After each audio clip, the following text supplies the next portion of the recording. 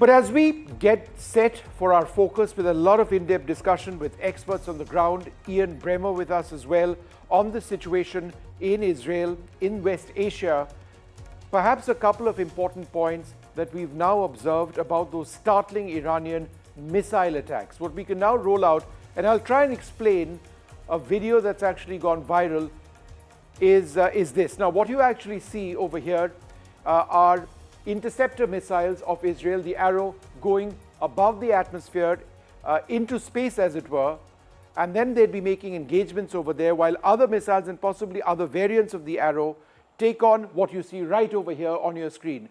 These explosions are of incoming Iranian ballistic missiles being engaged by interceptors from Israel. They could be the Arrow missile system, the David Sling missile system as well, or Patriot missile systems.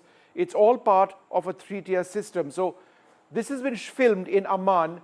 That is Israel in that direction. The missiles are flying in that direction. We're going to roll out that footage one more time. And here's where it actually starts. These are interceptors in this direction going into space. That's what the Arrow system does. It makes interceptions in space if possible. We don't know if those interceptions have been successful, but what you see now are missiles coming from Iran and in the direction of Israel. And shortly after this, as you can see, they are being intercepted, whether it's by the Arrow system or it's by the Patriot missile systems or it's David Sling. These are various options which are available to Israel at this stage. Now, the end result of this entire attack was that while an Israeli airbase was struck, apparently not very successfully, and we've seen the satellite imagery as well, there was no loss of life other than one person who coincidentally happened to be a Palestinian. But it looks like a video game. It could be straight out of Star Wars or Star Trek. This is how modern warfare is being fought. And as you can see, that missile shield of Israel, incredibly successful in taking out the large majority of the missiles. We're going to move on now to take a look at what Iran did by firing the missiles that they did.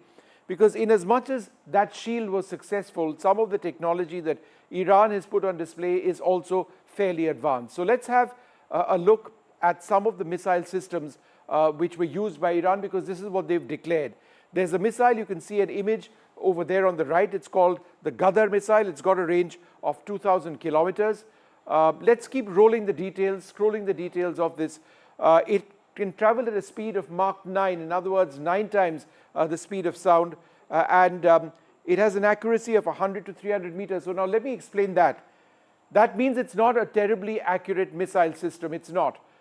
It essentially means that within a diameter of approximately 300 meters, it would strike its target. The most advanced missile systems can strike the target within 10 meters of CEP, or what's called circular error probable. This is another missile system that was used. It's called the Imad. It has a striking range of 1,700 kilometers. It is also a very fast missile. It travels at up to Mach 11 times the speed of sound. All of this is being engaged, by the way, by those interceptors, and the accuracy much better at 50 meters. When we talk about the interception of missiles of this class with interceptors that Israel is firing, it is exactly a bullet being fired at another bullet and being used to intercept another bullet, except they're much faster than the bullets that you see on your regular handgun or your automatic rifle. These fly at Mach 11 times the speed of sound, and the fastest of all of the missiles, and perhaps the one that we know very little about, was a missile called the Fatah-1. It has a range of 1,400 kilometers. It's a new class of missile. It's called a hypersonic missile. It can travel at 15 times the speed of sound. Yes, as they do come down, the speed goes down considerably because of the heat barrier which is formed. But still, the speed is incredible.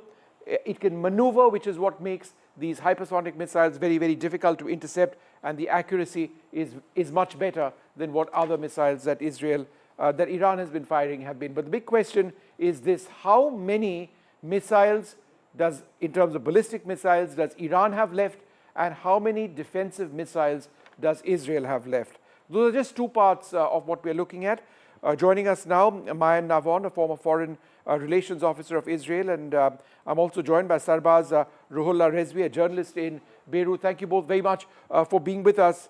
Mayan, let's talk a little bit about Israel's offensive towards Lebanon, because we are told that the number of people who've lost their lives in Lebanon, it could be close to 2,000 now. And the question, therefore, is, we've seen this huge loss of lives which have taken place in Gaza. Is there a real fear that we could see more of this taking place in West Asia? I think we first of all have to deal with the question, was Lebanon started to deal with Israel? Who started this war? Israel didn't start this war in Lebanon. Lebanon and Hezbollah started to shoot in Israel for the past year since October 7. Just a month and a half ago, they were hurting young children in a playground and killed 12 innocent kids. So in the questions that who is dying and how many in the numbers, Israel has been dealing on protecting their people instead of putting them as a human shield, as the Hezbollah and Hamas are doing in the past few years. Sarbaz Ruhollah Rezvi, let me come to you next. What is the situation in parts of Beirut right now and other parts of Lebanon? The health minister has said that 2,000 people have lost their lives, not just in the last few days, but since this war, as it were, began. But what is the immediate situation in hospitals and other places from where you may be reporting? Yeah, Israel, again, like what Israel has done in Gaza, they're claiming that they're targeting the resistance forces, but in reality, they're targeting the civilians. And in the latest recent incident in Beirut, Israel just yesterday targeted a medical center and killed 11 nurses and medical crew of that center. This is the latest outcome of the Israeli aggressions on Lebanon. And this is quite clear that they have done in Gaza. 50,000 civilians killed, 20,000 children. 20,000 children have been killed. 20,000 children have been killed under the pretext of fighting the resistance forces in Gaza. The same has taken place in Lebanon, of course, in a smaller level. But since 3 days ago, Israelis started on-ground aggression, they have faced the resistance and they have been killed massively. Dozens of Israelis have been killed in the southern borders of Lebanon. Israel has confessed about like 8 casualties, 8 deaths, and of course, tens of others injured. And I'm sure that the number of the casualties in the Israeli army is much bigger. The story did not start on 7th of October. The story started in 1948 when Israelis occupied the land of Palestine. We'll talk about the larger historic argument later on. Go ahead, yes. Israel didn't occupy anything from the Palestinians. Israel was getting these lands from the British who was ruling this place. So Mayan, let's not talk about the historical aspect, because we but let me ask you a more pointed question. No, but I gotta stop you here because you keep going and saying casualties, civilians, and so on. There are 101 civilians who are now kidnapped in Gaza. You want to stop this war? Just bring them back to their families. Okay. And you can easily release 10,000 Palestinians in Israeli jails. You can easily release 10,000 Palestinians in Israeli jails being arrested without any court, without any act, without anything doing. Israelis have arrested more than thousands of the Palestinian children. They are in Israeli jails, being tortured, being raped. The rape accusation is taking place against both of you, one second. The rape accusation is taking place against the Palestinians in Israeli jails. Let's have one person each. Here on Indian television, we fight tremendously. I hope that the two of you won't. So I will give you equal opportunities to speak. Mayan, my question to you was this. If the top leadership of Hezbollah has been eliminated, as we believe it has, Israel's worry is that there's a tier 2, a tier 3, a tier 4. The global worry is that that is an endless fight and an endless search to eliminate Hezbollah. How longer will this go on in Lebanon?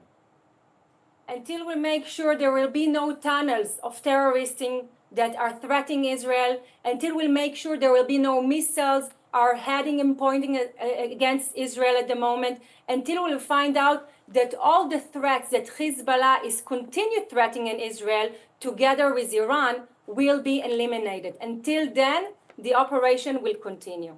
Sarbaz, what Israel has said is that they have nothing against the people of Lebanon. It's Hezbollah which is the problem for them. Agreed. How does one separate Hezbollah from the Lebanese people? Of course. Hezbollah is a part of the Lebanon and Lebanese people who are. Go back to the history. How Hezbollah started? 1982. Hezbollah is the result of the Israeli aggression occupation in the 1982 war. Do you know the history? Do you know the history? What has been this? All the resistance forces, their creation is as a result and reaction to the Israeli ongoing occupation and oppression against oppressed people of Palestine, oppressed people of Lebanon, oppressed people of Syria.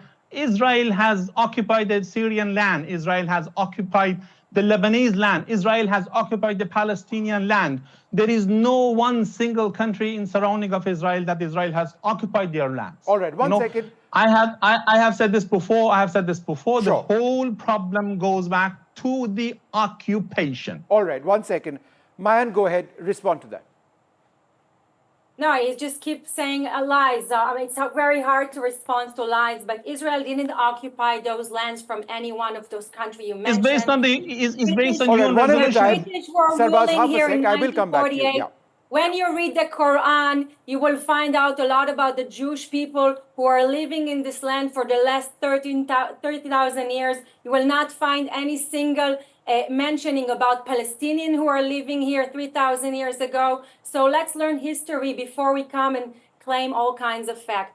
I will continue to say, when the people of you refer to Quran. They are part of Lebanon. Sarbaz, I will come to you. I will Quran come to you. I will come to you. When 1 you sec. say the people of Hezbollah are part of Lebanon, I see a lot of Lebanese happy from the death of Hezbollah because they only brought terrorism on this land. They didn't brought any education. They didn't brought any hospitals. They didn't brought anything that progressing and bring them this country back to the 20th century. They only took them backwards. What Hezbollah and the terrorist organization like Hamas are doing, they are trying to steal the money from their people. They're trying to threat those people on a daily basis to hide kidnaps people, to hide arms and so on, in order to continue in ruling those situations. Okay. But in the end of the day, the people who really want peace will make peace. And inshallah, I will be in Beirut and Beirut will come and visit us because in the end of the day, we want peace with those lands. Sarbaz, the fact of the matter is that weapons have been found in Lebanon. inside I'm buildings. here in Beirut. 1 sec, Sarbaz, let me ask my here question. The question is that there is clear evidence of tunnels which lie in southern Lebanon. There is clear evidence of weapons which have been assembled over there, have been stashed over there, missiles which have been kept, etc., etc. These have been targeted at northern Israel. It is a fact that there have been rocket attacks which have taken place for a long period of time. Those people have been evacuated to other areas. They want to come back to their homes. Yes, so what's the way forward? because Israelis are not understanding any other language except force. Israel is doing massacre for 12 months in Gaza, and Israel is stopping Sarbaz, they could any say that peace they could deal. say the same for Hezbollah. And the Lebanese resistance, as being human beings, they believe that they have to put their pressure on the Israelis so that they may accept the peace agreement. And Israel is refusing to accept peace agreements in all these 8 decades. That's the reality on ground. If Hezbollah is possessing arms, Hezbollah is an official political party in Lebanon. It is none of your business. It is none of Israelis' business. And you people know nothing about Beirut. You are telling me people are hating Hezbollah. And I'm here in Beirut. I'm just getting positive. I'm just getting support for Hezbollah from the Christians, from the Sunnis, from the Druze, from the Shias, of course, in Lebanon in support of Hezbollah. Do you know better than me, Beirut? Okay, you may 1 talk second, about Sarbaz, let's you may get a talk about response. Israel and not comment May I on the respond to situation that? and the Hezbollah stand of the enjoys people in support Lebanon. in You Lebanon, do not have that legitimacy. and that's I something will that's share not being with you. spoken. I Yeah, go will ahead. share with you afterwards Yes. all the videos that I'm getting from and she Beirut. says, and she all the says, Sarbaz, 1 second, it's now her time. Surprisingly, she says that Hezbollah has not done anything. There are so many medical centers of Hezbollah. The recent medical center that you kill 11 nurses, who are they? You may ask yourself and ask your audience. All right, 1 Why second, you let her have killed respond. 11 nurses in your recent attack on Beirut and killed 11 All nurses right, and Sarbaz, doctors hold and on, medical hold crew on, of the hold medical on. center. All right, hold on now. Mayan, Navon, go ahead with your answer. Yes.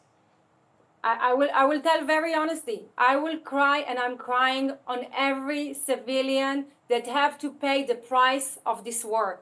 But I will say it over and over again. Israel was heading for peace for several times with the terrorist organization. Israel has been suffering for 11 months, a non-stop going attack on our houses, on our children, on our schools, on our hospitals, everywhere in the country. And you did nothing to stop that.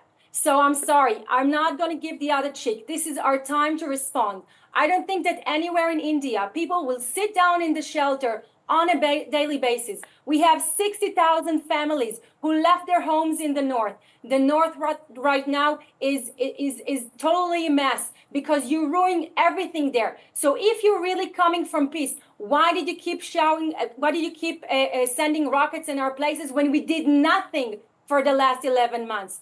Israel was sitting silent for 11 months and waiting for things to calm down, waiting for the UN to stop it, waiting for the negotiations to stop. And we continue to be stopping and silent about that. But there is a moment we say, enough is enough.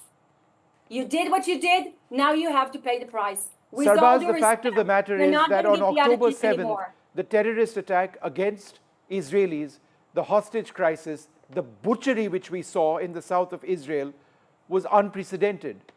One situation like that results in another one.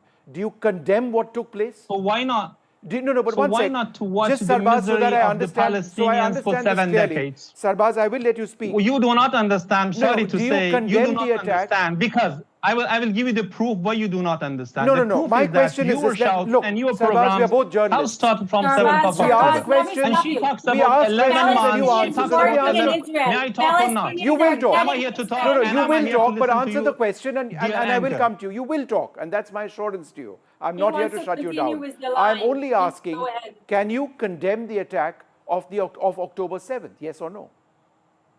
No. Do you know why? You cannot condemn the attack of 1,000 Do you know plus why people. I cannot condemn the October 7th? Because October 7th is a result of 8 decades of massacre. Does that justify the death of 1,000 plus apartheid. people? I didn't know that rape is Does part that of it. justify or not is another question. No, Sarbaz, I'm sorry. If we are talking about peace, I don't think we can get away and say that it's okay that Israelis were murdered. You can talk about the history, you can talk about the past, but if you're not willing to condemn the attack on October 7th, Sarbaz, then that's something which it just goes against peace. It goes against common sense. No, because 7th of October is the result of the occupation. So you believe that what was done against Israel and those innocent families is okay? Do you believe that it's okay? Israelis, first of all, most of those civilians killed in 7th of October. All right, so look, Sarbaz, I've listened to what you've said, but I'm not sure as a responsible broadcaster I can justify, I can accept an argument which justifies a brutal attack which resulted in 1,500, 2,000 odd people. 7 October to take place, you should not continue. You are not willing to condemn the loss of lives. Occupation and genocide and rape all and of massacre against the people. and yet you're talking about mutilation, rape and all of that. You are not willing to condemn what happened on October 7th. And you are shifting the whole discussion now. I'm not shifting it. One-sided discussion. You and your guests are doing the same stand. I am not shifting it. We are talking about bringing about a peace. You said that there is a historical problem. People are looking after peace. Do you not condemn what happened on the 7th of October? Because you are not there to condemn the occupation of the Israelis. India, you are not there to condemn the massacre of the Israelis. You are not condemning the rape that has taken place. Now, I don't speak for India. For God's sake, 5,000 children, 500 children, 700 but hold children. on, one second. Let this not be between the two of us. Mayan, it's your turn. Go ahead. History of Palestine. What was the flag of Palestine? Stop waving and saying occupation. Stop lying all the time with those not true facts. This is not me. This is UN resolution telling you are occupiers. Your lies. There is history. You are, of course, an occupier. You are, of course, an occupier. All right. Okay. Sarbaz, half a second. Let Mayan have a chance to speak. Mayan, go ahead. No, they continue about talking about occupation and occupation. Israel never occupied Gaza. Israel left Gaza almost 10 years ago. Stop and talking about it. It was never a state in the beginning. You want an independent area, you got an independent area. what you build there, you could build the beautiful cities over there. You could build the next Singapore, UAE. Just but like you what we did in build West a Bank, just like the terrorism settlements of country. the Israelis And in that's West what Bank. you did with the Palestinian country. All All right. you did was milking money from Europe, United All States. right, okay, let's keep that, Mayan, Mayan, aside, but the differences are absolutely stark.